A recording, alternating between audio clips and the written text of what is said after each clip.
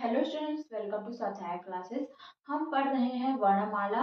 तो वर्ण क्या होते हैं? स्वर और व्यंजन को मिलाकर वर्ण बोलते हैं और वर्णों के व्यवस्थित क्रम को वर्णमाला कहते हैं। अब वर्णमाला में पढ़ेंगे हम स्वर। तो स्वर किसको बोलते हैं? मुख में बिना बाधा के निकली ध्वनि स्वर कहलाता है, या स्व आश्रित वर्ण जो है स्वर कहलाते हैं। जैसे कि व्यंजन को पढ़ने के लिए हमको स्वर की आवश्यकता होती है। बिना स्वर के हम व्यंजन नहीं पढ़ सकते हैं, लेकिन जो व्यंजन है वो किसी पर आश्रित नहीं होता, स्व आश्रित होता है। तो बिना बाधा के मुख से निकली ध्वनि क्या कहलाती है? स्वर कहलाती है। अब स्वर के प्रकार, स्वर को 8 प्रकारों में अलग अलग स्थिति के अनुसार से बांटा गया है। तो पहला क्या है? मात्रा या उच्चारण के आधार पर। तो इसको 3 प्रकार में बांटा गया है। मात्रा या उच्चारण के आधार पर ह्रस्व, दीर्घ और प्लुत। इसी को ह्रस्व को लघु बोलते हैं, दीर्घ को गुरु बोलते हैं। ठीक है। तो ह्रस्व में क्या आएगा? अ, ई, उ और री। दीर्घ में क्या आएगा? आ, ई, उ, ए, ओ, औ। प्लुत में कुछ नहीं आएगा, अभी बताती हूँ इसका एग्जाम्पल।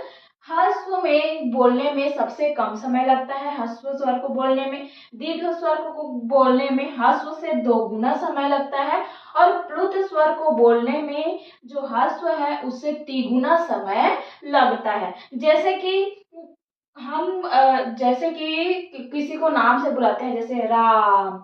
तो ये क्या हुआ? ये प्लुत स्वर हुआ। कोई चिल्ला रहा है, रो रहा है, मंत्र उच्चारण कर रहा है, तो इन सब में किसका उपयोग होता है? प्लुत स्वर का, क्योंकि यहाँ पे जो है टाइम ज्यादा लगता है। ठीक है।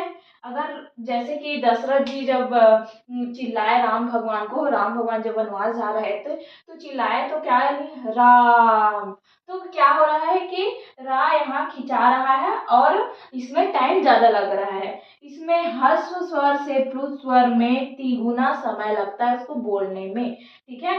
अब है सेकंड है उत्पत्ति या रचना के आधार पर। तो उत्पत्ति या रचना के आधार पर ये 2 प्रकार के होते हैं, मूल स्वर और संधि स्वर। मूल स्वर कौन कौन से हैं? अ, ई, उ और री। अब संधि स्वर को भी 2 भागों में बांटा गया, सजातीय और विजातीय। सजातीय में क्या आएगा? आ, ई और उ। कैसे आएगा? जैसे अ किससे मिलके बना है? अ प्लस अ, आ हो गया। ठीक है। ई किससे बना है? ई प्लस ई से ई बना है। और उ प्लस उ से क्या बना है? बड़ा उ बना है। तो क्या हो गया? ये तीनों क्या हो गए? सजातीय हो गए, क्योंकि एक ही स्वर से मिलकर बने हैं, इसीलिए सजातीय हो गए। अब विजातीय